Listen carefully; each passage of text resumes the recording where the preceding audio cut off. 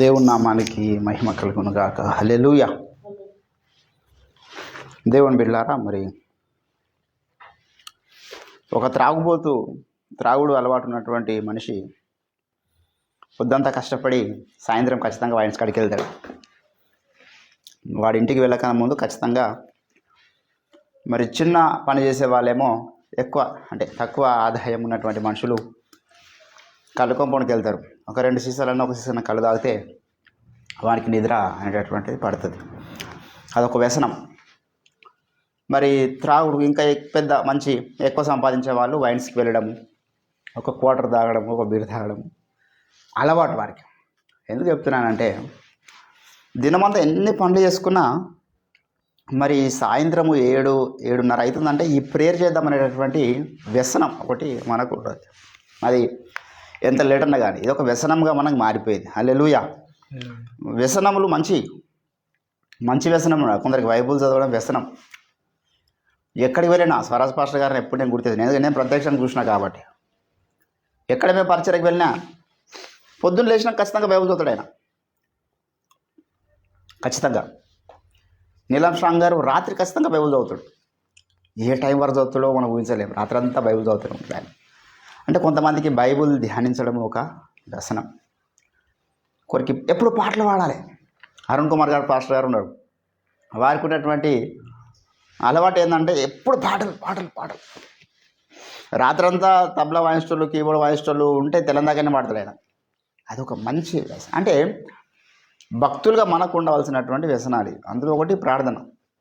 ఇది ఒక వ్యసనంగా మనం కాలిపోయింది. సాయంత్రం కాగానే వైన్ షాప్కు కూడా తాగుబోతు వెళ్ళినట్టు, కళ్ళ కంపౌండ్కు తాగుబోతు వెళ్ళినట్టు దినమంతా కష్టపడతారు. కొంత ఉపశమనం దొరకాలి. కొంతమంది వేశ్య గృహాలకు వెళ్తారు, వేశ్యల దగ్గరికి వెళ్తారు. కొందరు ఒక్కొక్కటి హోటల్కి వెళ్తాడు అన్నం తినడానికి.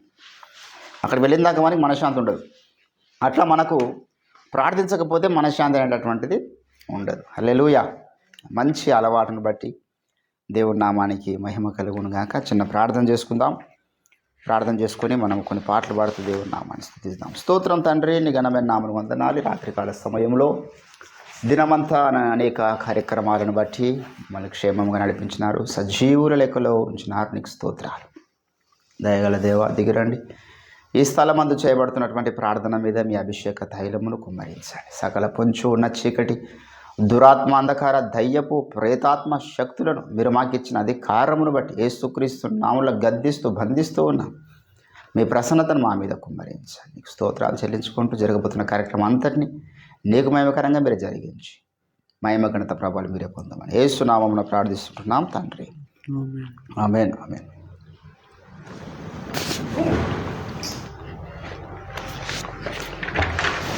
దేవునికి స్తోత్రం. 5551 వాడదాం. Christmas song. అది కూడా రాజబాబు గారు రాసినటువంటి పాట. స్తోత్రం.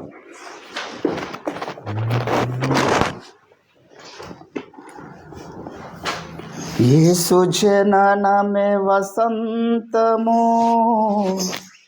యేసులో వేదాంతము. యేసు జననమే వసంతము, యేసులో వేదాంతము.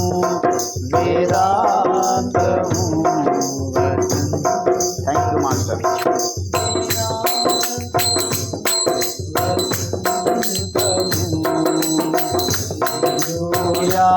ఆమేన్. హల్లెలూయా, హల్లెలూయా, ఆమేన్. హల్లెలూయా. యేసయ్యా, యేసయ్యా, యేసయ్యా, యేసయ్యా, యేసయ్యా, యేసయ్యా, యేసయ్యా. ఏమని వివరింతు నీ ప్రేమ, ఏమని వర్ణింతు నీ మహిమ, ఏమని వివరింతు నీ ప్రేమ, ఏమని వర్ణింతు నీ మహిమ. యేసు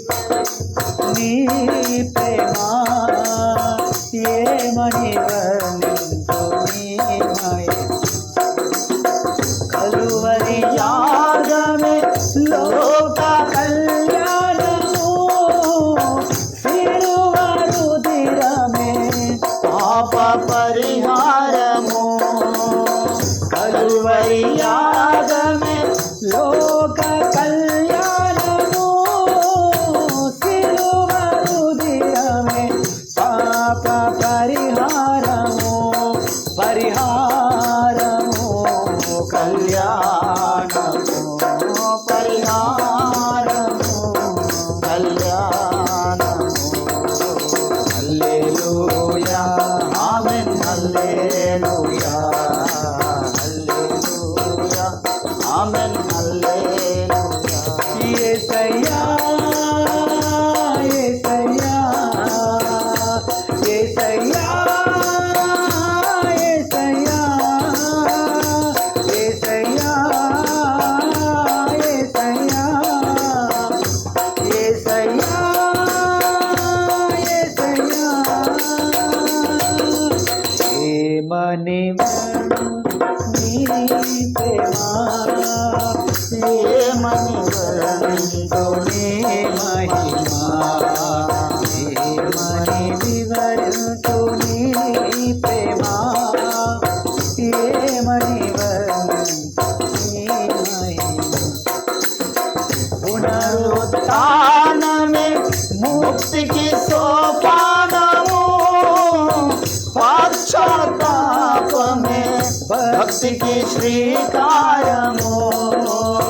పునరుత్థానమే ముక్తికి సోపానము, పశ్చాత్తాపమే భక్తికి శ్రీకారము శ్రీకారము సోపానము శ్రీకారము. హల్లెలూయా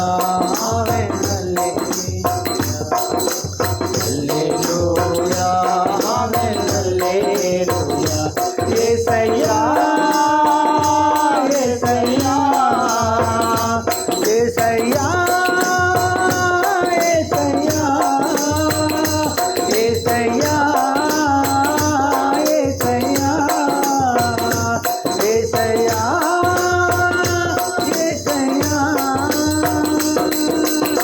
ఏమని నీ ప్రేమ ఏమని వర్ణింతు నీ మహిమా ఏమని వివరించు నీ ప్రేమ ఏమని వర్ణించు నీ మహిమా హల్లెలూయా ఆమేన్ హల్లెలూయా హల్లెలూయా ఆమేన్ హల్లెలూయా యేసయ్యా యేసయ్యా యేసయ్యా యేసయ్యా యేసయ్యా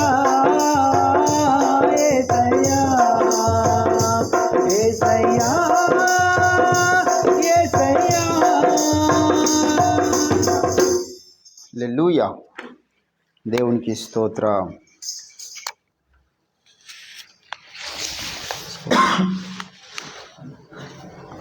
దేవునికి నామానికి మహిమ కలుగునుగాక.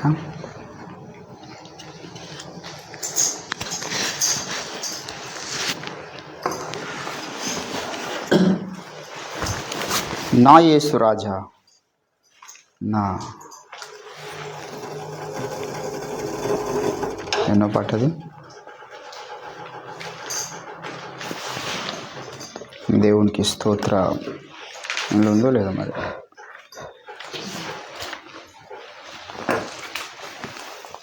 స్తోత్ర స్తోత్ర.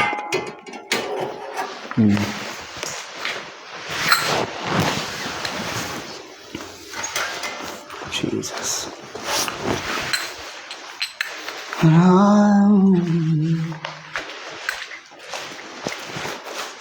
అరణ్య యాత్రలోనా నా దాగు చోటు నీవే, నా నీటి ఊట నీవే.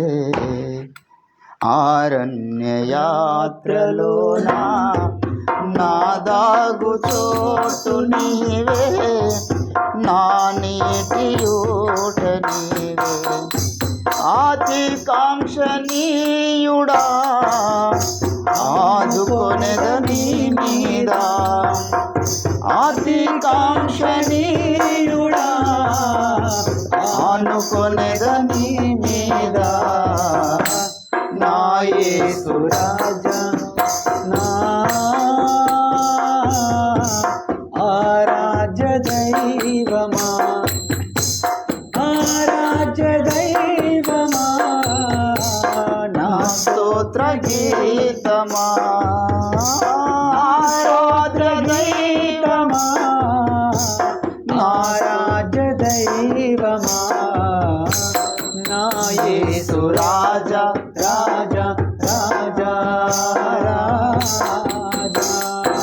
రాజా రాజా యేసు రాజా రాజా రాజా యేసు రాజా రాజా యేసు రాజా రాజా యేసు రాజా రాజా రాజా యేసు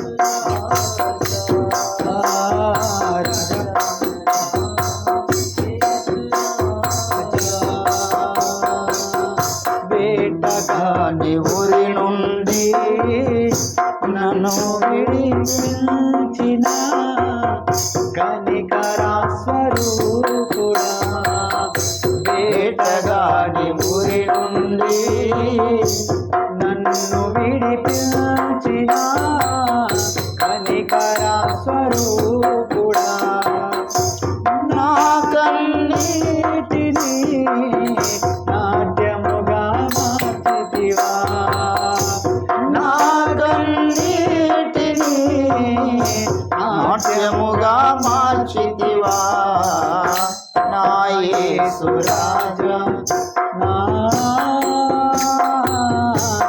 ఆరాధ్య దైవమా ఆరాధ్య దైవమా నా స్తోత్ర గీతమా నా స్తోత్ర గీతమా ఆరాధ్య దైవమా నా యేసు రాజా రాజా రాజా రాజా అరణ్యయాత్రలోన నా దాగు చోటు నీవే నా నీటి ఊట నీవే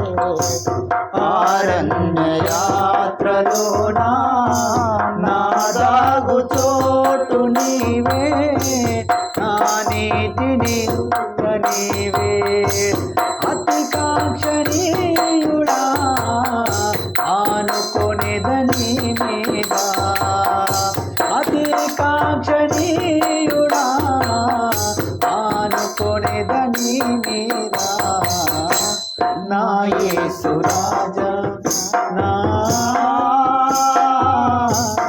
ఆరాధ్య దైవమా ఆరాధ్య దైవమా నా స్తోత్ర గీతమా నా స్తోత్ర గీతమా ఆరాధ్య దైవమా నా యేసు రాజా రాజా రాజా రాజా రాజా రాజా యేసు రాజా రాజా రాజా యేసు రాజా రాజా యేసు రాజా రాజా యేసు రాజా రాజా రాజా యేసు రాజా రాజా రాజా యేసు రాజా. హల్లెలూయా. కొంచెం అది చాలా కాంప్లికేటెడ్ బిట్ ఉన్నట్లున్నది దానికి. దేవునికి స్తోత్రం. దేవుని నామానికి మహిమ కలుగును గాక.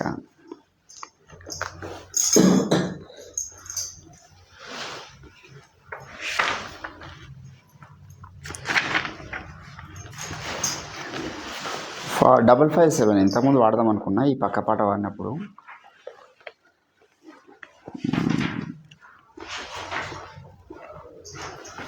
నిండి ఉన్న పాపమంతా కడిగి వేయును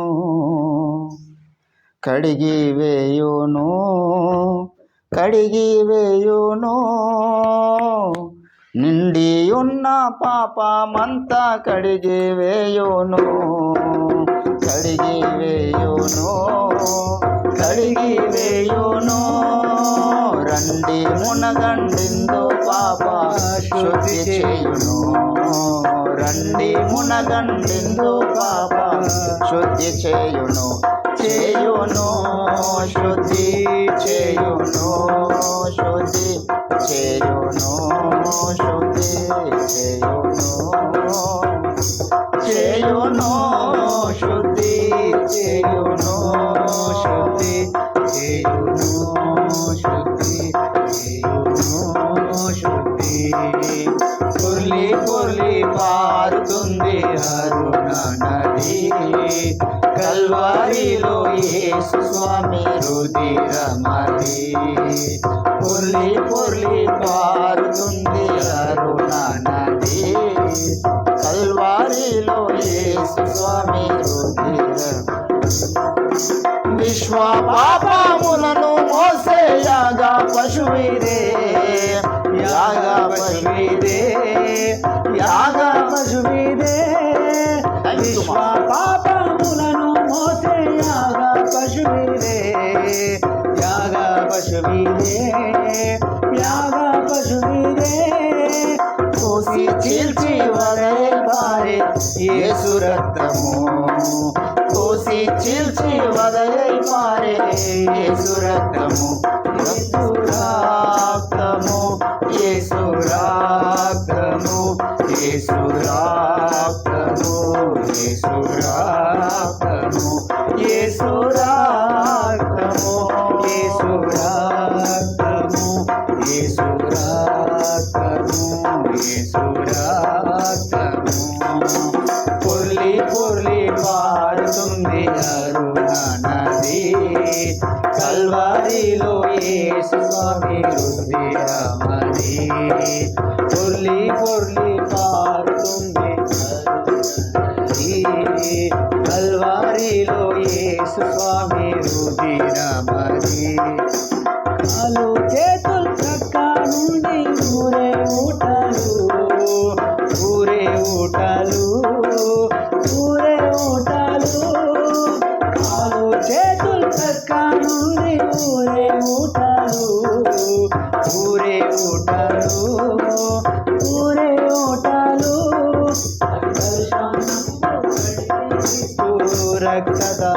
ఆమెన్ శంభు కడిగే క్రీస్తు రక్తదారలు రక్తదారలు రక్తదారలు రక్తదారలు రక్తదారలు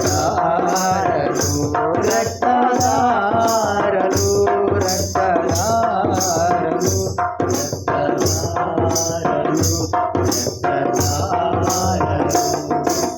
పొర్లి పొర్లి పారుతుంది అరుణ నది కల్వారిలో యేసు స్వామి రుధిరమది పొర్లి పొర్లి పారుతుంది అరుణ నది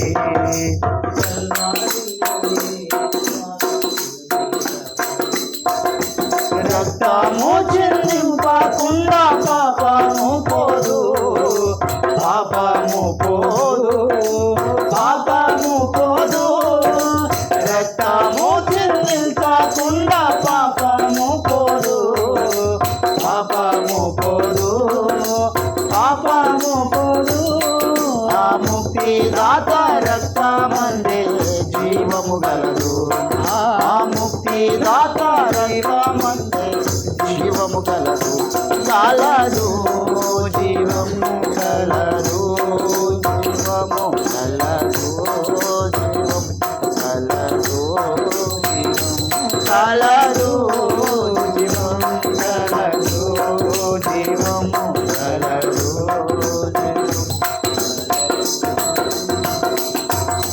పొర్లి పొర్లి పారుతుంది కల్వారిలో యేసు స్వామి రుధిరమది పొర్లి పొర్లి పారుతుంది అరుణ నది కల్వారిలో యేసు స్వామి రుధిరమది చిమ్మే చిమ్మే దైవ గొర్రె పిల్ల రుధిరము పిల్ల రుధిరము గొర్రె పిల్ల రుధిరము చిమ్మే చిమ్మే దైవ గొర్రె పిల్ల రుధిరము పిల్ల రుధిరము గొర్రె పిల్ల రుధిరము రమ్ము రమ్ము ఉచిత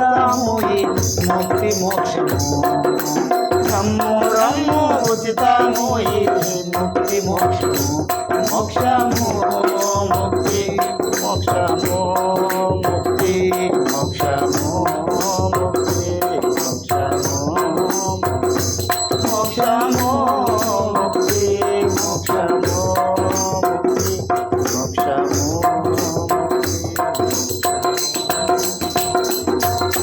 పొర్లి పొర్లి పారుతుంది కరుణా నది కల్వారిలో యేసు స్వామి హృదయమది పొర్లి పొర్లి పారుతుంది అరుణా నది కల్వారిలో యేసు స్వామి హృదయమది.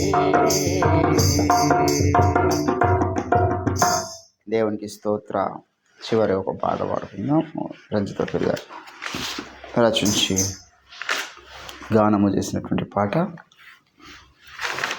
సర్వోన్నత దైవమా. సర్వోన్నత దైవమా సతతము స్తుతి పాత్రుడా స్తోత్రార్పణ చేతును నిరంతర నాదార్చన చేతును. సర్వోన్నత దైవమా నా బలహీనత నాది మూఢత ఎరిగి ఎరిగి నన్ను ప్రియముగా పిలచి నా బలహీనత నాది మూఢత ఎరిగి ఎరిగి నన్ను ప్రియముగా పిలచి జ్ఞానములను ఘనతను నాకిడ సిలువను శ్రమనుందితే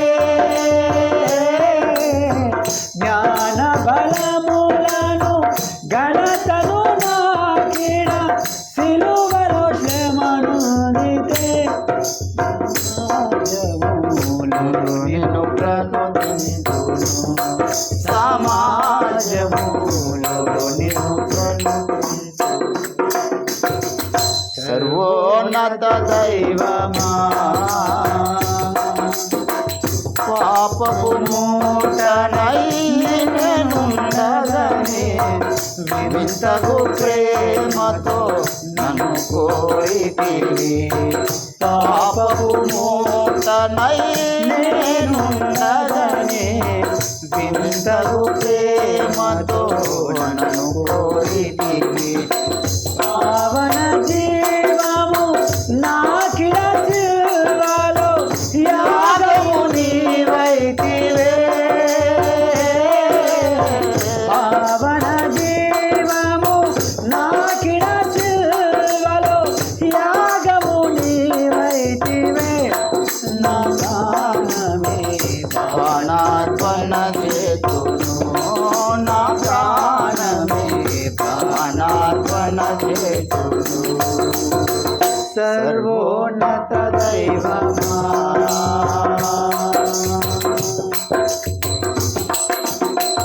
శాశ్వత జీవము నాకపు రాజము మహిమ కిరీటము నాకిడ నుంచి.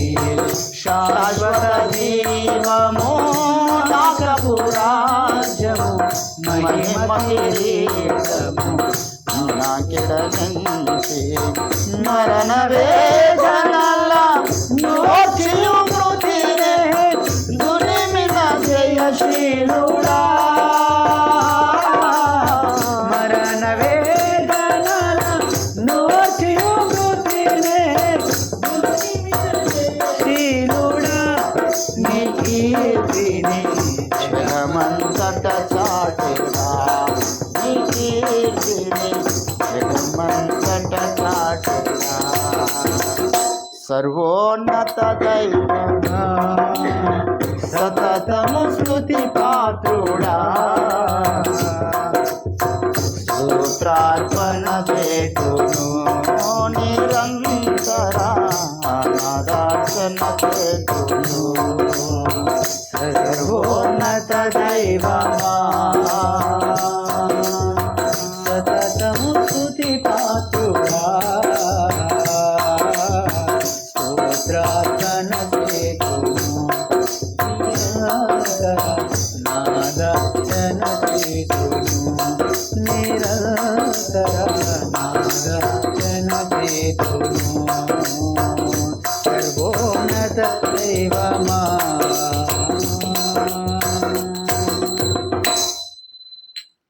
దేవుని నామానికి మహిమ కలుగును.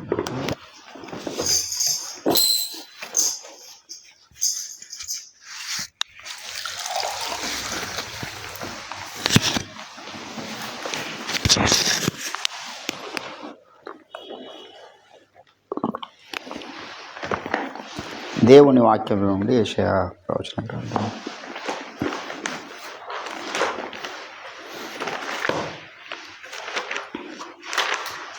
యెషయా ప్రవచన గ్రంథము 42వ అధ్యాయం.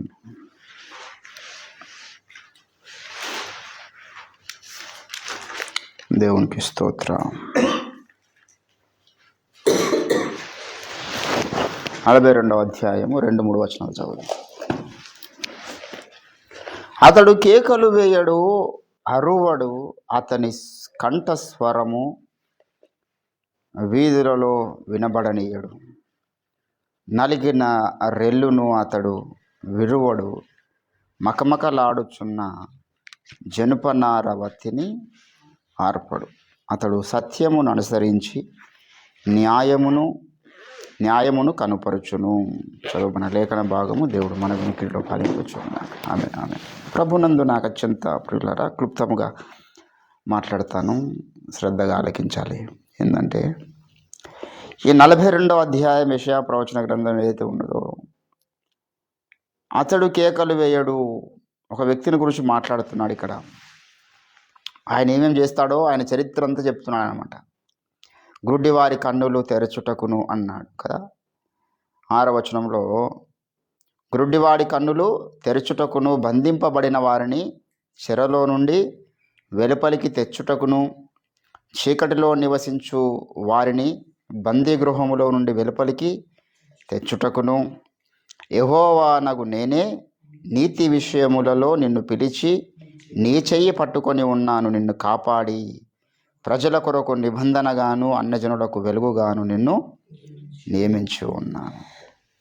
ఏంటండి, ఒక వ్యక్తి గురించి ప్రత్యేకమైనటువంటి కార్యక్రమాలు అతడు చేస్తాడు అన్నాడు. కొంతమంది ఏమో భౌతికంగా బంధించబడ్డ వారు ఉన్నారు. ఇక్కడ భౌతికంగా దేవుడి యొక్క జనాంగము చాలాసార్లు బంధించబడ్డది, మనందరికీ తెలుసు. ఏంటండి, 450 సంవత్సరముల తర్వాత అంటాడు కదా.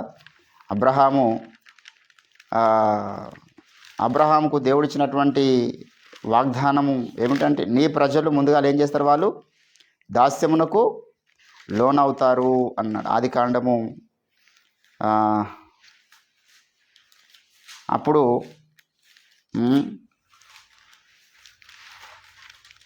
4-5 స్థలాలు చెప్పాడు ఆ మాట. పౌలు కూడా గుర్తు చేస్తాడు, తర్వాత స్టెఫెను కూడా గుర్తు చేస్తాడు. ఏంటంటే, ఆ పిమ్మట నేను వారిని విడిపించదని అంటాడు ఇక్కడ అబ్రహాముకు కదా. ఎన్నో అధ్యాయం అది? 13వ వచనం, 15వ అధ్యాయం ఆది కాండము 15వ అధ్యాయము 13వ వచనం. నీ సంతతి వారు తమది కాని పరదేశమందు నివసించి ఆ దేశపు వారికి దాసులుగా నుందురు. వారు 400 ఏండ్లు వీరిని శ్రమ పెట్టుదురు. దేవుని ప్రజలు కొన్నిసార్లు బంధించబడ్డారు. దేవుడే చెరలో ఉన్నటువంటి వారిని విడిపించుటకు అన్నది బంధింపబడ్డారు. ఏంటంటే, చెర నివారణ చేయడానికే కొంతమంది ప్రవక్తల్ని దేవుడు పంపించినట్లుగా మనం చూస్తాం. అయితే ఇక్కడ 2 రకాల బంధకాలు ఉన్నాయి. 42వ అధ్యాయంలో ఈ యొక్క వ్యక్తి వచ్చిన తర్వాత చేసినటువంటి 2 ప్రాముఖ్యమైనటువంటి కార్యక్రమాలు. ఒకటి ఆదరణకరమైనటువంటి కార్యక్రమం, 2 ఏంటంటే విడిపించే కార్యక్రమాలు 2 ఉన్నాయి ఇక్కడ. గ్రుడ్డివారి కన్నులు తెరచుటకును, బంధింపబడిన వారిని చెరలో నుండి వెలుపలికి తెచ్చుటకు. అంటే కొంతమంది చెరలో బంధించబడ్డారు. ఏంటంటే, ఏ చెర ఇది అంటే పాపమైనటువంటి చెరకు అందరూ బందీలైపోయినారు, పాపానికి దాసులు అంటారు. యేసురావు ఏమన్నాడు? పాపం చేయి ప్రతివాడు పాపానికి దాసుడు. రెండవది ఏమన్నాడు? చీకటిలో నివసించు వారిని అన్నాడు.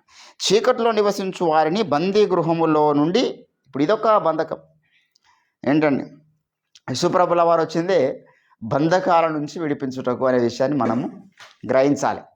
అంటే సాతాను ఏం చేసిందంటే మనుషులని చాలా రీతులుగా వాడు బంధించి పెట్టినాడు. కొంతమందిని వాడు శరీరం కొరకే బ్రతుకుతాడు, అదొక బంధకం తెలుసా. శరీరానికి ఇంత దుమ్ము అంటుంది, శరీరానికి మట్టి అంటుంది, శరీరానికి దెబ్బ తలగొద్దు, శరీరాన్ని సుఖపెట్టాలి, శరీరం అంటే వీడు శరీరానికి బందీ అయిపోయాడు. ఇండైరెక్ట్గా శరీర సుఖాలకు బానిస అయిపోయాడు. శరీరాన్ని నలగొట్టుకోవడం లేదంటే అర్థమైంది, శరీరానికి వ్యక్తి బందీ అయిపోయాడు. అంటే ఇక ఇట్లా మనం చెప్పుకుంటూ పోతే వందలు వస్తాయి బంధకాలు. డబ్బు కొందరు బందీలు, త్రాగుడు కొందరు బందీలు, వ్యభిచారానికి కొందరు బందీలు, భవబంధాలకు కొందరు బందీలు, నిద్రకు బందీలు, చాలా రకాల బంధకాలు. అంటే బంధకం అంటే సాతాను ఒక మనిషిని ఏదో ఒక విషయంలో బంధించింది అనుకో, వానికి పని తక్కువ అవుతుంది. అది వాని యొక్క ఏంటంటే కొంతమంది తల్లిదండ్రులు చిన్నపిల్లలు బాగా సతాయిస్తూ ఉంటే తాడుతుని కట్టేస్తారు. మీకు తెలుసు, చిన్నపిల్లలు తాడుతుని కట్టేసారు అనుకో, అప్పుడు ఏమవుతుంది, తల్లికి త్వరగా బట్టలు ఉతుక్కోవచ్చు, బాసనలు తోముకోవచ్చు, అన్ని కార్యక్రమాలు త్వరగా చేసుకోవచ్చు. ఎందుకంటే వీడు ఉంటే చేయనియాడు.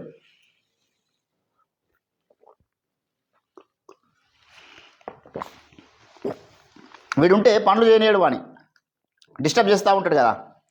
కాబట్టి వాడిని కట్టేసేయాలి, లేకపోతే ఒక వ్యక్తికి అప్పగించాలి. ముసలి ఉంటాడు కదా, ముసలి దాని చేతిలో పెడితే ముసలి ఆడిపించుకుంటే మేము పనులు ఏమే చేసుకుంటాం. ఇట్లా ఎందుకంటే వాడు ఉంటే డిస్టర్బ్ చేస్తాడు, పనులు చేయనియాడు. అట్లా సాతానికి ఏదంటే వాని పనులు సాగొద్దంటే, మరి మనము బంధించబడితే వాని పనులు మంచిగా సాగుతాయి. వాని పనులు మనం విడిపించబడ్డాం అనుకో, వాని పనులు సాగనీయం. ప్రార్థన చేస్తాం, బంధిస్తాం, ఉపవాస ప్రార్థనలు చేస్తాం, సువార్త ప్రకటిస్తాం, ఇంకోటి చేస్తాం, హెచ్చరికలు చేస్తాం, ఏంటండి ప్రార్థన చేస్తాం, వాక్యం ధ్యానిస్తాం. ఇక వాని పనులు ఏం చేస్తాం? నువ్వు వాక్యం చదువుకుంటే కూర్చుంటే సాతాను రాడు, ప్రార్థన చేసుకుంటుంటే సాతాను రాడు, సువార్త పనులు ఉంటే సాతాను రాడు. దేవుడి కార్యక్రమాలను ఏం చేసినా వాడు రాడు, వాని ఆటలు సాగవు. మనకి ఇక వానికి కొరకరాని కొయ్యగా మనము తయారైపోతాం. కాబట్టి వాడు ఏం చేస్తాడు మనుషులు అంటే బంధకాల్లో బంధించేవాడై ఉన్నాడు. ఏంటండి, వాని అధికారము కింద కొంతకాలం ఉన్నారు అంటాడు. అందుకే ఏంటండి అపోస్తలుడైనటువంటి పౌలు భక్తుడు చెప్పినటువంటి కీలకమైనటువంటి మాటల్ని మనం గమనించాలి, ఎప్పుడు మర్చిపోదు. అపోస్తల కార్యము 26వ అధ్యాయంలో ఇక్కడ ఏమంటాడంటే, సాతాను అధికారము నుండి దేవుని వైపుకు తిరిగిన వారు అన్నాడు. ఏంటండి 18 అది పెద్ద కలిపి ఉన్నది, మనం చదువుదాం. నీవు నన్ను చూచి ఉన్న సంగతిని గురించి, నేను నీకు కనబడబో సంగతిని గురించి నిన్ను పరిచారకునిగాను సాక్షిగాను నియమించుటకై కనబడి ఉన్నాను. నీవు లేచి నీ పాదములు మోపి నిలువు. నేను ఈ ప్రజల వలన అన్యజనుల వలన అన్యజనుల వలనను హాని కలగకుండా నిన్ను కాపాడేదను. వారు చీకటిలో నుండి వెలుగులోనికి, సాతాను అధికారం నుండి దేవుని వైపు. అంటే ఎవరు అధికారం కింద ఉన్నారు? వీళ్ళు సాతాను అధికారం కింద ఉన్నారు. సాతానుకు బందీలైపోయారు. పాపం చే ప్రతివాడు పాపానికి దాసుడు. సాతానుకు కొంతమంది బందీలైపోయినారు. దేవుని బిడ్డ యేసుప్రభు వచ్చినటువంటి ఉద్దేశం ఏంటంటే, బంధింపబడ్డ మనిషి ఉండొద్దు, దేనికి వాడు బైండ్ అవ్వద్దు, దేవునికి తప్ప. అది ఆయన యొక్క అల్టిమేట్ గోల్. ఏ దానికి మనం బంధించబడ్డా దేవుని దృష్టిలో వీడు సాతానికి బంధించబడ్డా అనుకుంటాడు ఆయన. మనకు ఉండాల్సినటువంటి బంధకం ఏంటండి, మన బంధము అనుబంధము విడదీయగలరా ఎవరైనాను? మరి ఎంత చక్కని పాట. యేసయ్యతో మన బంధం విడదీయలేనంత పవర్ఫుల్ బాండింగ్ అనేది యేసు ప్రభుతో ఏర్పడాలి. తప్పితే లోకంలో ఎవరితో కూడా అటువంటి బాండింగ్ ఉండదు, చాలా డేంజర్. ఎవరితో మనం ఆ రకమైనటువంటి బాండింగ్ ఏర్పాటు చేసుకున్నా వాళ్ళని సాతాను టార్గెట్ చేస్తాడు. ఎందుకంటే ఇప్పుడు నిన్ను బంధించలేక నీ ఎవరికైతే బంధిపోయానో వాడిని బంధిస్తాడు వాడు. ఏంటండి మనల్ని బంధించడానికి, మనల్ని కంట్రోల్ చేయడానికి. నువ్వు ఇక్కడ ప్రార్థనలు చేస్తూ ఉంటే ఎవడో ఒకడు మన చుట్టుముట్టున్న వాళ్ళు వానికి బందీ అయి ఉంటారు, ఒక బంధకంలో ఉంటారు అనుకో. అప్పుడు మనం వీళ్ళతో ఎమోషన్ అవుతున్నాం అనుకో, కనెక్ట్ అయిపోతున్నాం అనుకో. అప్పుడు వీళ్ళ మధ్యలో నీకున్నటువంటి రిలేషన్లో వాడు బంధించేసిండు అంటే వాడు ఇండైరెక్ట్గా నేను బంధించినట్టు. ఎందుకంటే వాడిని ఆల్రెడీ బంధించేసిండు, అవతల ఆ అమ్మాయిని ఆల్రెడీ బంధించేసిండు, ఆ యొక్క పర్సన్ ఆల్రెడీ బంధించేసిండు, ఆ స్థితిని ఆల్రెడీ బంధించేసిండు. కాబట్టి వీనికి బందీ అవ్వడం కూడా వానికి బందీ అవ్వడమే అవుతుంది. అప్పుడు అంటే ఎన్ని రకాల బంధకాలు ఉన్నాయో దేవునికి తెలుసు. అందుకే ఇక్కడ ఏమో బంధింపబడిన వారిని విడిపించుటకు అన్నాడు. ఏంటండి? గ్రుడ్డివారి కన్నులు తెరచుటకును, బంధింపబడిన వారిని చెరలో నుండి. ఇదే మాటలు యేసుప్రభు చెప్పినప్పుడు లూకాసు వార్తలు ఏం జరిగిందండి? ఏంటండి? ఇదే మాటలు చెప్తాడు యేసుప్రభుల వారు వచ్చి ఈ మాటలు చెప్పినప్పుడు వాళ్ళందరూ కూడా చూడండి ఒకసారి. లూకాసు వార్త 4వ అధ్యాయము 17వ వచనంలో, ప్రవక్త అయిన యెషయా గ్రంథము ఆయన చేతికి ఇవ్వబడెను. ఆయన గ్రంథము విప్పగా, ప్రభు ఆత్మ నా మీద ఉన్నది, బీదలకు సువర్తమానము ప్రకటించుటకై ఆయన నన్ను అభిషేకించను, చెరలోనున్న వారిని విడుదలను, గ్రుడ్డివారికి చూపును కలుగునని ప్రకటించుటకు, నలిగిన వారిని విడిపించుటకును, ప్రభు హితవస్త్రము ప్రకటించుటకు ఆయన నన్ను పంపి ఉన్నాడు. ఏంటంటే ఈ యొక్క ప్యాసేజ్ ఏదో ఉంది, యెషయా గ్రంథంలో ఉన్నటువంటి ఈ యొక్క ప్యాసేజ్ తీసుకొని యేసు ప్రభుల వారు మాట్లాడుతూ ఉంటే ఏం చేస్తున్నారు అక్కడ ఉన్న వాళ్ళందరూ కూడా? 28వ వచనం చదవండి ఒకసారి. ఏంటండి?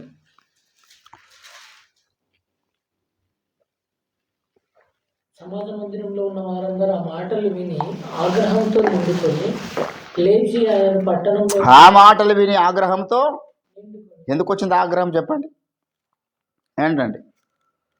వీళ్ళకి ఆగ్రహం ఎందుకు వచ్చింది? ఎందుకు కోపం వచ్చింది యేసుప్రభు మీద అంతగా? చెప్పిన బోధ ఏమిటి? ఏంటండి? మీరు బంధకాలు బంధింపబడ్డారా బాబు కొన్నిటికి. ఆయన ఆత్మ బలము చేత అరణ్యం నుంచి బయటకు వచ్చిన తర్వాత చేసినటువంటి మొట్టమొదటి ప్రీచింగ్లో జరిగినటువంటి స్థితి ఇది. కాబట్టి దేవుని బిడ్డ, ఇప్పుడు ఈరోజు మన టాపిక్ అది కాదు. బంధింపబడ్డ వారిని విడిపించుటకు యేసుప్రభు వచ్చాడా అనేటటువంటిది కాదు. అయితే అక్కడ 3 కీలకమైనటువంటి విషయాలు చెప్పాడని చెప్పడానికి నేను దీన్ని టచ్ చేస్తున్నా. అయితే అక్కడ ఏంటంటే పైన 2వ వచనంలో ఏమన్నాడు? యెషయా గ్రంథం 42లో ఏమంటాడంటే, నలిగిన రెల్లును అతడు, అది మకమకలాడుచున్న జనుపనార వత్తిని అతడు ఆర్పడు. ఇది మనము యేసు ప్రభువులో ఈ యొక్క విషయాన్ని మనం అడ్రస్ చేయాలి. లోకానికి అర్థం కాదు. మొదలు ఏమంటారంటే, ఏముందండి బైబిల్లో, నీల మట్టితో దేవుడు 2 మనుషులను చేసిండు, ఆ మనుషుల ద్వారా నరజాతి వచ్చింది, ఈ మనుషులు తప్పు చేసిరు, పండు తినడం వల్ల పాపంలో పడిపోయారు, మళ్ళీ వీళ్ళని విడిపించడానికి యేసుప్రభు వచ్చిండు, సిలువలో మరణించిండు, గదే బైబిల్, ఇంకేం లేదంటే అటువంటిది మొదటి యొక్క కంక్లూజన్. కానీ మనం ఆ కంక్లూజన్లోకి వెళ్ళొద్దు. వాళ్ళకి ఆ కంక్లూజన్ వచ్చింది, పర్వాలేదు. ఆ కంక్లూజన్ యొక్క రిజల్ట్ ఏంటనేది రేపు చచ్చిపోయినాక అర్థమవుతుంది. కానీ మనము యేసు ప్రభువును అడ్రస్ చేయాల్సినటువంటి కోణంలో చాలా ఉన్నాయి. ఏంటంటే ఇతడు నిన్ను ఆయన ఓదార్చేవాడై ఉన్నాడు. హల్లెలూయా. మకమకలాడుచున్న జనపనార వతినని మన జీవితంలో అయిపోయింది అనుకుంటాం. ఎందుకంటే లోకంలో ఎక్కడ కూడా నీకు ఎవరి ద్వారా ప్రోత్సాహము దొరకనటువంటి స్థితిలో నువ్వు వెళ్ళిపోతావు. ఏంటంటే అటువంటి స్థితి వస్తుంది. యెషయా ప్రవచన గ్రంథంలో అందుకే అంటాడు, ఏంటండి, వారిలో ఒంటరి అయినవాడు అన్నాడు కదా.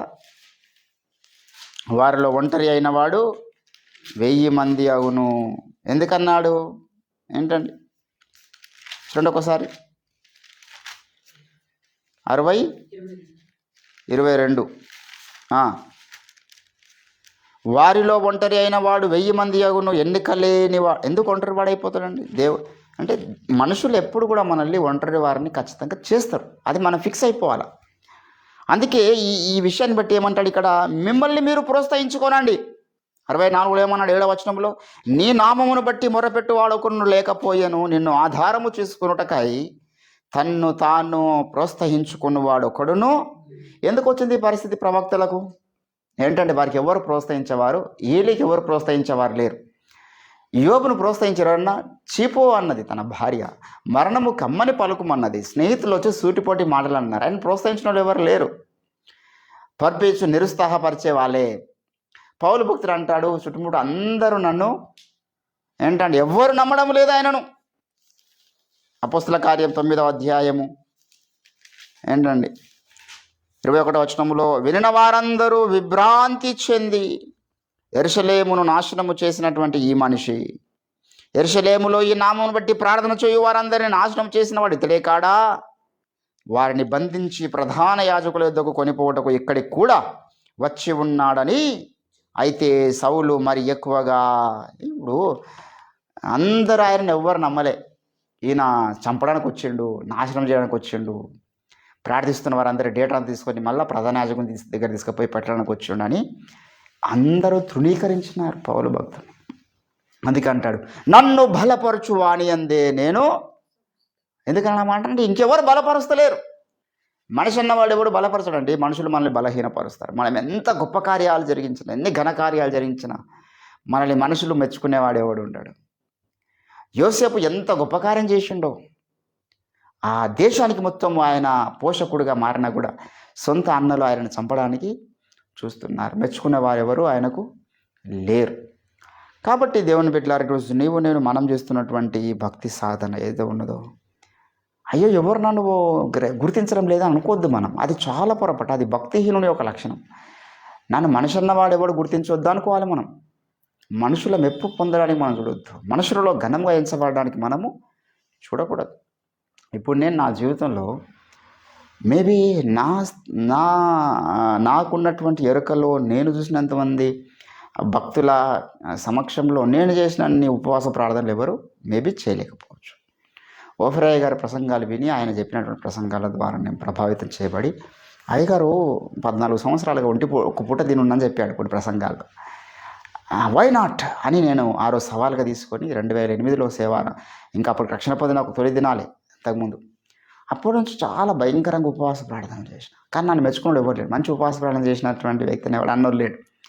చాలా సువార్త కూటాలు పెట్టిన, రాత్రి మగళ్ళు మరి చల్లటి చలిలో బండ్ల మీద తిరిగేది, నడుచుకుంటూ తిరిగేది పరిచర్యలో. ఎవరు కూడా మంచి పని చేస్తున్నాం అన్నోరు లేడు. అవసరమైతే రాలేద్దామని చూసినోళ్ళే, అవసరమైతే దీని మీద ఒక ఎలిగేషన్ వేయాలని చూసినోళ్ళే. తప్పితే ఇప్పుడు మంచి సేవ చేస్తున్నాడు, ఆత్మలు సంపాదిస్తున్నాడు, ఆన్లైన్ ప్రేయర్లు చేస్తున్నాడు, సువార్త కూటాలు పెడుతున్నాడు, కష్టపడి పని చేసుకొని సువార్తలో కొనసాగుతున్నాడు. మరి ఎవడు కూడా దేవుని బిడ్డలారా మనల్ని ఈ రీతిగా ఎంకరేజ్ చేసేవాళ్ళు ఉండరు.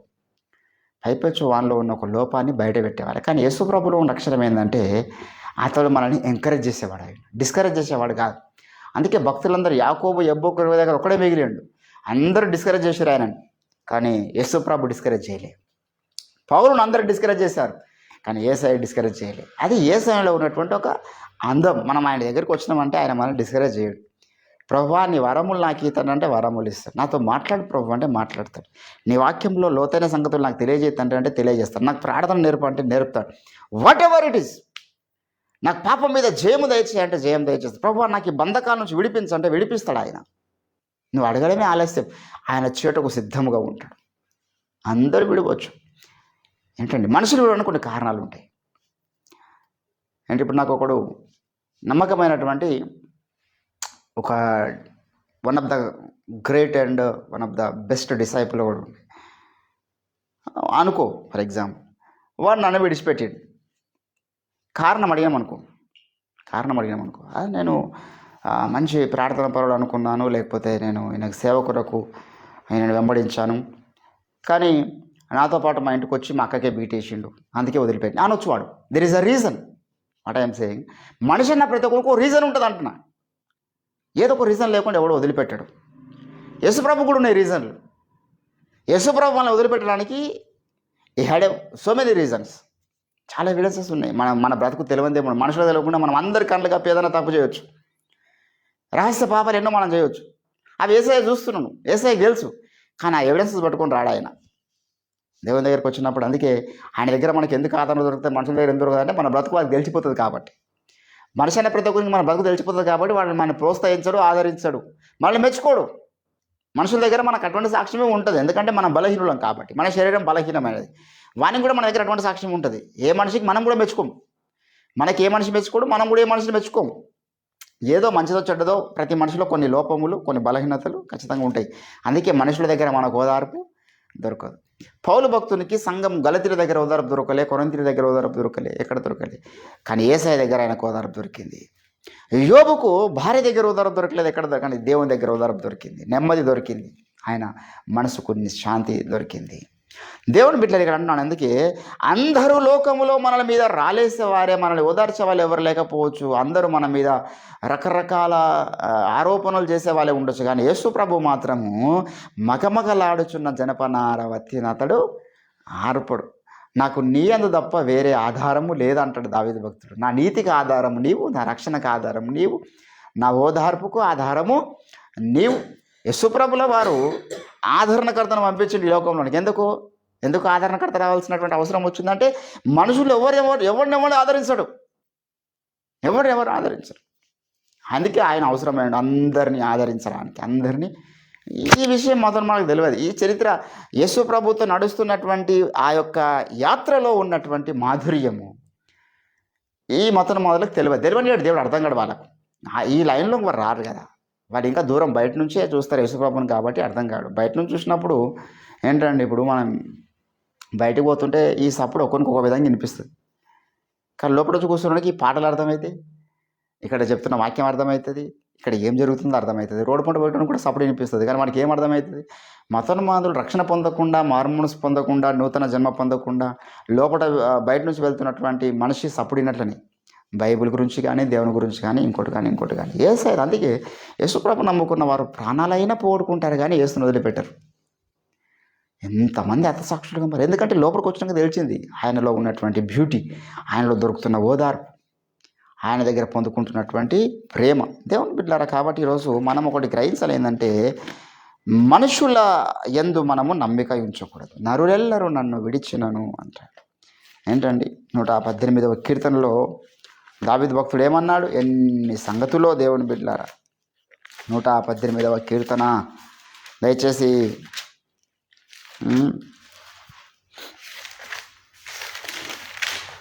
8వ వచనం. మనుషులను నమ్ముకొనుట కంటే యెహోవాను నమ్ముకొనుట, యెహోవాను ఆశ్రయించుట మేలు. రాజులను నమ్ముట కంటే యెహోవాను ఆశ్రయించుట మేలు. ఏంటండి పైన 6వ వచనంలో అంటున్నాడు, యెహోవా నా పక్షమున ఉన్నాడు, నేను అంటే అర్థమైంది, మనుషులు ఎవరు లేరు ఆయన పక్షాన. అది ఆయన ఆ మాట చెప్పడానికి గల కారణం ఏంటంటే మనుషులు ఎవరు నా పక్షమున లేరు అన్నాడు. ఏంటండి విలాప వాక్యముల్లో మీరు గమనించినట్లయితే 3వ అధ్యాయంలో మనం అనేకసార్లు చెప్పుకున్నటువంటి లేఖన భాగాలే ఇవి. ఏమంటాడు? యెహోవా నా భాగమని నేను అనుకొనుచు ఉన్నాను. ఎన్నో వచనం అది? 3:24. యెహోవా నా భాగమని నేను అనుకొనుచున్నాను, ఆయన యందు నేను నమ్మిక ఉంచు ఉన్నాను. ఏంటండి తను ఆశ్రయించు వారి ఎడల ఆయన దయాళుడు, తను వెదుకు వారి ఎడల ఆయన దయజూపును. ఏంటండి నువ్వు ఎంతైనా నమ్మదగిన వాడవంటాడు 23లో. నువ్వు ఎంతైనా అంటే మనుషులు ఎవడు నమ్మదగిన వాడు కాదు, దేవుడే నమ్మదగినవాడు. 8వ అధ్యాయము రోమీయులకు రాసినటువంటి పత్రికలో పౌలు ఏమన్నాడండి? దేవుడు మన పక్షమున ఉన్నాడు. హల్లెలూయా. God is our side.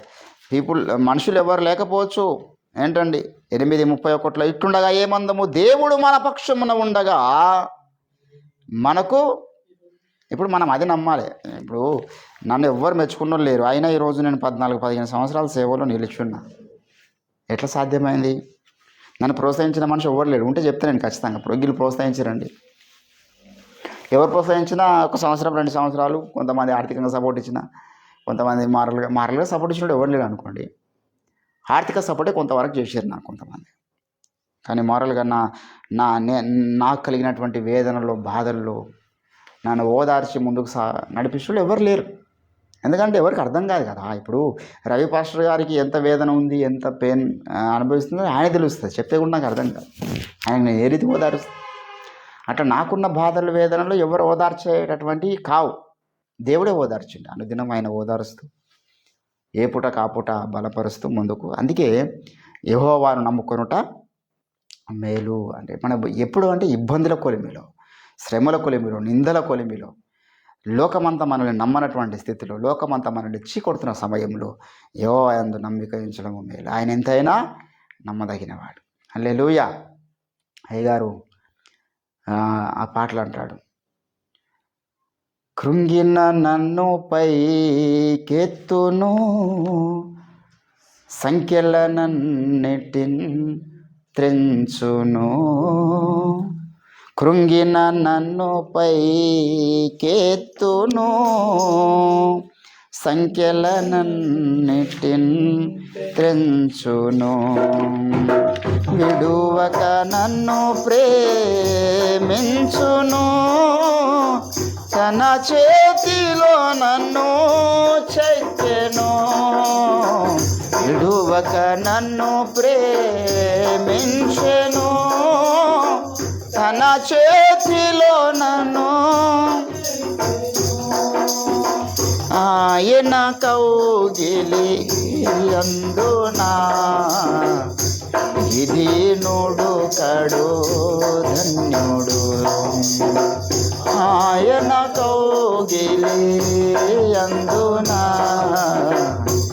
ఇది నోడు కడు ధన్యుడు. యాకోబు దేవుడు ఎవనికి సహాయుడగునో, ఎవడాయనపై ఆశతోడ ఇలమనును. ధన్యుడతడే ధన్యుడు.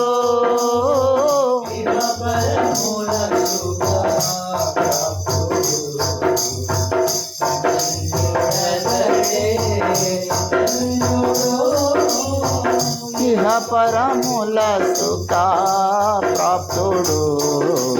యాకోబు దేవుడు ఎవనికి సహాయం. అద్భుత కరుణాలునే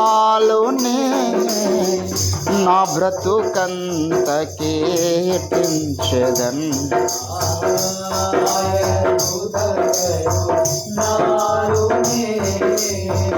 నా బ్రతుకంత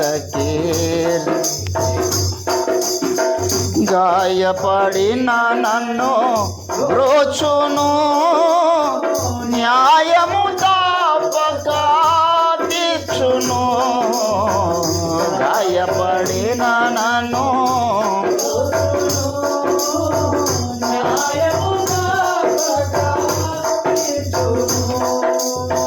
ఆయనలో స్థిర భక్తుడు. ఇహ పరముల శ్రీమంతుడు. ఆయనలో స్థిర భక్తుడు. ఇహ పరముల శ్రీమంతుడు. యాకోబు దేవుడు ఎవనికి సహాయుడగునో, ఎవరాయనపై ఆశతోడ ఇలమనును. ధన్యుడతడే ధన్యుడు.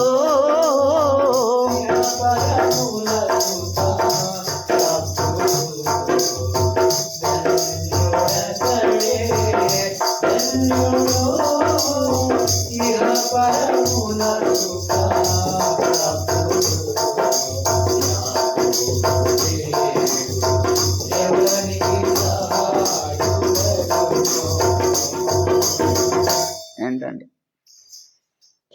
ఆయన న్యాయము తప్పడు. లోకంలో ఎవరైనా న్యాయం చేయరండి. రంజితోఫీర్ గారికి అందరూ అన్యాయం చేసిన వాళ్ళే ఉన్నారు. చాలాసార్లు ఆయన మరి మోసపోయిండు. అనేక మంది ఆయనను మోసం చేసిండు. రకరకాలుగా రీతులుగా మోసాలు జరిగినాయి ఓఫీరాయ్య గారి జీవితంలో.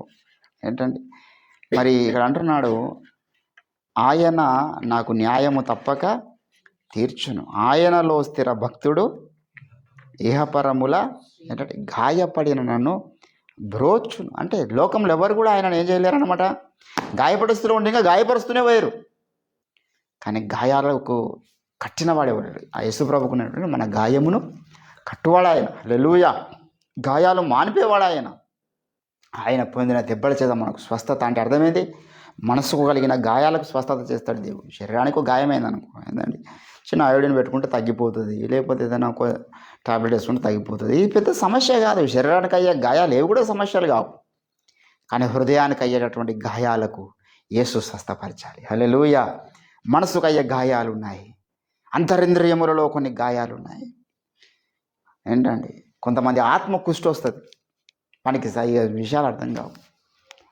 కొందరి స్వచిత్తానికి రోగం పడుతుంది. చీటికి మాటికి అవిధేయుడు అవుతాడు. గర్వపు మాటలు మాట్లాడు, అదొక రోగం. అవన్నీ ఎక్కడి నుంచి వస్తున్నాయి? శరీరానికైన గాయాల నుంచి కాదు. శరీరానికి చాలా గాయం ఉంటుంది, దేవశాతాలు, కానీ గర్వపు మాటలు మాట్లాడడం ఎంతమంది లేరు? సామెతల గ్రంథికి కొందరు దీనుడుగా ఉండి గర్వాంధుడుగా జీవించేవాడు కలరు, ధనవంతుడై ఉండి దీనుడుగా. ప్రవర్తనలో దీనత్వం అనేటటువంటి డబ్బు ఉన్నంత మాత్రం అందరికి గర్వం వస్తుందని మనం చెప్పలేము. చాలామంది డబ్బు లేనటువంటి బీదరు కూడా గర్వాంధుడు ఉండరు. ఇప్పుడు మీకు రోగం ఎక్కడ వచ్చిందంటే స్వచిత్తానికి రోగం వచ్చింది, లోపల ఉన్నటువంటి ఆ మనసుకు రోగం వచ్చింది. కాబట్టి అవిధేయత కార్యాలు, తిరుగుబాటు తత్వము, గర్వపు మాటలు, ఇష్టానుసారమైన జీవితం. కాబట్టి దేవుని బిడ్డ ఇప్పుడు స్వస్థత లోపల జరిగా, బయటగా. కాబట్టి ఈరోజు దేవుడు అంటున్నాడు, నేను మిమ్మల్ని ఓదార్చేవాడనయ్యా. ఆయన ఓదార్పూర్వక మనం ఎదురు చూస్తున్నాం. ఓఫర్ మినిస్ట్రీస్ ఇప్పుడు ఒక మాట అంటున్నా, చిన్న చిన్న వ్యక్తులు మరి కోట్లు సంపాదించారు. అంటే మనం సంపాదించక సేవ చేస్తలేం, మనం డబ్బులు సంపాదించాలని కాదు, కానీ ఇక్కడ ఉన్న దర్శనము వెళ్ళాలి ప్రపంచం అంతా. రంజితోఫీర్ గారు రాసినటువంటి గ్రంథాలు ప్రపంచం అంతా వెళ్ళాలి, అన్ని భాషల్లో వెళ్ళాలి, అన్ని స్థలాల్లో మనము పెద్ద పెద్ద క్రూసెడ్స్ పెట్టాలి. మన సతీష్ కుమార్ గారు ఎల్బీ స్టేడియంలో మీటింగ్ పెడితే 4 లక్షల మంది వచ్చిరంట. ముఖ్యమంత్రి రేవంత్ రెడ్డి గారు వెళ్ళారు, మంచి స్వార్థ చెప్పిండు, మెచ్చుకోదగ్గ విషయమే. అక్కడ రేవంత్ రెడ్డి గారికి మంచి స్వార్థ అందింది ఆ సందర్భంగా. కానీ ఈ తరంలో దేవుడు చేస్తున్నటువంటి సంకల్పము సతీష్ కుమార్ గారికి తెలియదు. స్వార్థ విషయంలో ఎక్స్ట్రాడినరీ ఆయన, ఎవరు ఆయనతో మనం పోల్చడం. మంచి స్వార్థికుడు, మంచి స్వార్థ చేయగలుగుతాడు. కానీ దేవుని సంకల్ప ప్రకారమైనటువంటి స్వార్థ తెలియకపోతే ఇంకా ప్రాబ్లమే కదా. ఇప్పుడు ఆ కార్యక్రమం మనం చేయాలి. మనము దేశాధినేతల్ని కూర్చోబెట్టి సువార్త చెప్పాలి, ప్రపంచాధినేతల్ని కూర్చోబెట్టి సువార్త చెప్పాలి. దీనికి మనం కూడా ఒక రేంజ్లో ఉండాలి కదా. ఇప్పుడు సతీష్ కుమార్ గారు పిలిస్తే ముఖ్యమంత్రి రేవంత్ రెడ్డి గారు వచ్చిందంటే ఆయనకు అంత రేంజ్ ఉన్నది, ప్రాపర్టీస్ ఉన్నాయి, డబ్బులు ఉన్నాయి, ఆయన వెనకాల ఫాలోయింగ్ ఉన్నది, ప్రజాబలం ఉన్నది, ధనబలం ఉన్నది, జనబలం ఉన్నది, అన్నీ ఉన్నాయి ఆయనకు. ఈరోజు మనకేంది ఏంటి? ఈరోజు దుష్టుడు అంటే ఓవర్ మినిస్ట్రీస్ ఇప్పటిదాకా ఎన్నిసార్లు చీకటి శక్తులు మినిస్ట్రీని దాడి చేసినావు అయ్యగారి మీద. ఇప్పుడు సేవారంభం నుంచి కూడా ఆయన మంచోడు కాదు. ఎవడొక్కడు ఆయన పక్కలోనే తయారవుతాడు, వాడు 60-70 మంది చిరగొడతాడు. మొన్న ఒకటి లాస్ట్ మన ఈ తరంలో మనం జీవిస్తున్న సమకాలీన జీవితంలో ఒకడు మొన్న అంశాల్లో అని వాడు ఎంతమంది చిరగొట్టాడు. అంతకుముందు ఇంకోడు 7 కొండలండు, వాడు ఎంతమంది చిరగొట్టాడు. అంతకుముందు ఇంకోడు ఎవడొక్కడు సాతానుగా మారుతున్నాడు. అట్లా ప్రతి సేవకుని దగ్గర కూడా సాతానుగా మారుతున్నాడు. సంఘాన్ని డ్యామేజ్ చేస్తున్నాడు, సంఘాలు బలపడకుండా చేస్తూ ఉన్నారు. ఎందుకంటే ఇక్కడ దేవుని దర్శన ప్రకారమైన సేవ జరుగుతుంది. ఇప్పుడు ఎవరు ఓదారుస్తారు మనకు చెప్పండి? మనుషుల వల్ల అవుతుందా? ఇంత కష్టపడి రాత్రింబగళ్ళు ప్రార్థనలో ఉంటున్నాడు ఓఫర్ గారు. ఏ మనిషి ఓదార్చలేడు, దేవుడే రావాలి. కాబట్టి ఈరోజు దేవుని బిడ్డలారా, దేవుని కొరకు మనం చేసినటువంటి శురకార్యాలు, గొప్ప కార్యాలు, ప్రార్థన ఎంతో ఉన్నది. మనుషులు వీటిని మెచ్చుకోరు. సతీష్ కుమార్ జరిగించిన కార్యక్రమాన్ని ఎల్బీ స్టేడియంలో అందరూ మెచ్చుకుంటున్నారు. రాజప్రకాష్ పౌల్ గారు చేసిన ఒక కార్యక్రమం అందరూ మెచ్చుకుంటారు. కానీ మనం అంతకన్నా గొప్ప కార్యాలు చేస్తున్నాం, కానీ మనం మెచ్చుకునేవారు ఉండరు. మనం మనుషుల మెప్పు కొరకు పనిచేస్తలేము, కానీ మెచ్చుకోరు. అందుకే మనం ఏది చేసినా మనం ఎవరి ముందు మన యొక్క ఆత్మీయ అంతస్తు, మన యొక్క ఆత్మీయ జీవితం, మన భక్తి పోర్ట్రేట్ అవుతుందని మనం చూసుకోవాలి. మన దేవుని దగ్గర మనకి ఎటువంటి మెప్పు ఉంది? మనుషులలో ఘనముగా ఎంచబడినది దేవుని దృష్టికి అతి నీచమైనదిగా ఉంటుంది అంటడానికి. మనుషుల్లో గొప్పగా ఎంచబడచ్చు. కాబట్టి దేవుని బిడ్డలారా, మరి ఆమోజు ప్రవక్త మనుషులలో చాలా ఎటువంటి బర్రెల మేపు అనుకున్నాడు. ఎలీషా అరక దునుకున్నాడు, నాకు గౌరవిస్తాడా? మనుషులలో నీచంగా ఎంచబడ్డారు వీళ్ళందరూ కూడా, కానీ దేవుని దృష్టికి ఘనులు అందరూ కూడా. పేతురు యోహానులు చేపలు పట్టుకునేవాళ్ళు. వీళ్ళని ఎవరు గౌరవిస్తారు చెప్పండి? చేపలు పట్టుకుని మన దగ్గర చేపలు పట్టుకుని వస్తాం, మనం గౌరవిస్తామా? దేక్తాం వారిని, వాళ్ళ వాల్కం చూడగలుగుతాం మనం. మరి దేవుని దృష్టికి వీరు ఘనంగా ఎంచబడ్డారు. లోకంలో తృణీకరించబడ్డ వాళ్ళు దేవుని దృష్టికి ఘనులు. కాబట్టి దేవుని బిడ్డలారా, కానీ పౌలు అట్లా కాదు. పౌలు తృణీకరించబడ్డవాడు కాదు. పౌలు ముత్యాల వ్యాపారి, ఉన్నత వర్గానికి చెందినవాడు. పౌలుకి ఏం తక్కువ అండి? ఏ విషయంలో జ్ఞానంలో తక్కువ లేదు, బలంలో తక్కువ లేదు, పేరు పరపతిలో తక్కువ లేదు. ఆయన ఏ పేరు కొరకు ప్రాకులాడే మనిషి అవసరమే లేదు ఆయనకు. ఉన్నతమైనటువంటి వర్గానికి చెందినటువంటి వ్యక్తి. కానీ అటువంటి వారిని వాడుకొని ప్రధాన యాజకులకు సువార్త దేవుడు చెప్పాడు. ఈరోజు మన మినిస్ట్రీని కూడా దేవుడు అటువంటి స్థానంలో పెట్టాలి. ఏ కార్యం జరగాలి ఈరోజు అంటే దాని కొరకు డబ్బులు కావాలి కదా. మనం ముందుగా ప్రపంచం అంతా తిరిగి సువార్త చేసి లోకమంతా, దేశమంతా సంఘాలు కట్టి మనం ఉన్నతమైన స్థానంలో ఉన్నామనుకో. మనకి ఇప్పుడు 1500 సంఘాలు అంటున్నాడు ఓఫర్ గారు. ఈ 15,000 సంఘాలు అయినా అనుకో, అప్పుడు వాళ్ళే పిలుస్తారు. 1,50,000 సంఘాలు అయినా అనుకో దేశం అంతటా, అప్పుడు వాళ్ళే గుర్తిస్తారు. దేవుడు గుర్తించేటట్లు చేస్తాడు. కాబట్టి దేవుని కార్యాలు జరగాలి. ఇప్పుడున్న పరిస్థితుల్లో మనకు ఆదరణ మనుషుల దగ్గర దొరకదు. మినిస్ట్రీ అందరికీ దారుణమైన పరిస్థితులు ఉన్నాయి. ప్రతి ఒక్క సేవకుడు పని చేసుకుంటున్నాడు, ప్రతి సేవకురాలు పని చేస్తుంది. ఎందుకంటే అన్ని సంఘాలను సాతాను ఎవరినో కొన్ని వాని మనుషుల్ని పెట్టి సిగరెట్గా ప్రతి సంఘాన్ని డ్యామేజ్ చేస్తూ వచ్చాడు. మన సంఘమే కాదు, అట్లా అన్ని సంఘాలు కూడా డ్యామేజ్ అయినాయి. కాబట్టి దేవుని బిడ్డలారా, ఈరోజు దేవుడే మనల్ని ఓదార్చాలి, దేవుడి దిగి రావాలి. పరిశుద్ధాత్మ దేవుని ద్వారా ఆదరణ పొందడానికి మనం పూనుకుందాం రండి. దేవుడి కొద్ది మాటలు మన వెనికిలో ఫలింపచేయును గాక. ప్రభువా, మకమకలాడుచున్న జనపనార బత్తి నేను ఆరిపోయేటటువంటి దేవుడు కాదు. లోకంలో ప్రతి ఒక్కడు ఆర్పడానికి చూస్తారు, నలిగిపోయిన రెల్లును విరవడానికి చూస్తారు, కృంగిపోయిన వారిని ఇంకా కృంగదీయడానికి చూస్తారు, బాధలో ఉన్న వారిని ఇంకా బాధ పెట్టడం చూస్తారు. లోకంలో మనిషి యొక్క మెంటాలిటీ అటువంటిది తండ్రి. కానీ నువ్వు మమ్మల్ని బాధ పెట్టే దేవుడు కాదు, నువ్వు మమ్మల్ని విరిచే దేవుడు కాదు, మమ్మల్ని ఆర్పే దేవుడు కాదు, మమ్మల్ని ఓదార్చే దేవుడు అయి ఉన్నావు, మమ్మల్ని బలపరిచే దేవుడు అయి ఉన్నావు. నీ వలన బలము పొందు జనులు ధన్యులన్నావు, నీ వలన ఆదరణ పొందే జనులు ధన్యులన్నావు. యేసయ్యా, నువ్వెంతైనా నమ్మదగిన వాడవు ప్రభువా. మమ్మల్ని మీరు ఓదార్చండి, మా సంఘాలను మీరు ఓదార్చండి, మా నాయకుడిని మీరు ఓదార్చండి. ఇదివరకు ఎన్నోసార్లు దుష్టుడు అతని నాయకుడి మీద దాడులు చేస్తూ వచ్చినాడు. మీరు ఎందుకు అవకాశం ఇస్తున్నారో మాకు తెలియదు. ఆ చీడ పురుగులను ఎందుకు సంఘంలోనికి రాణించారో మీరు మాకు తెలియదు. అయ్యా, ఈ యొక్క గుంట నక్కల్ని మీరు ఏరి పారేయండి, పంటను చెరుపు గుంట నక్కల్ని కాల్చివేయండి. దేవానికి స్తోత్రాలు. ఓదార్పునిచ్చే దేవుడుగా మా సంఘంలోనికి మీరు దిగిరండి. మాలో ప్రతి ఒక్కొక్కరిని మీరు ఓదార్చి, మాకున్న ప్రతి పరిస్థితిని ఎరిగిన దేవుడు, మాకున్నటువంటి సమస్యలు ఎరిగిన దేవుడు, ఏ రకమైన పరిస్థితికి ఏ రకమైన ఓదార్పు కావాలని ఎరిగిన దేవుడు గనక అన్ని రీతులుగా మీరు మమ్మల్ని బలపరిచి ఓదార్చి, కృంగిన స్థితిలో ఉన్న మమ్మల్ని బలపరిచి నీ చిత్తానుసారంగా ముందుకు నడిపించు. అయ్యా, మీ యొక్క ఆత్మకార్యం జరిగించి మహిమఘనత ప్రభావాలు మీరే పొందమని యేసుక్రీస్తు నామమున ప్రార్థన చేస్తుంటున్నాం తండ్రి. ఆమేన్. యేసు రక్తమే ప్రవేశ రక్తమే ప్రవేశ నామానికి ఆమేన్. ఆమేన్. స్తోత్రం. అందరి వందనాలు. Praise the lord.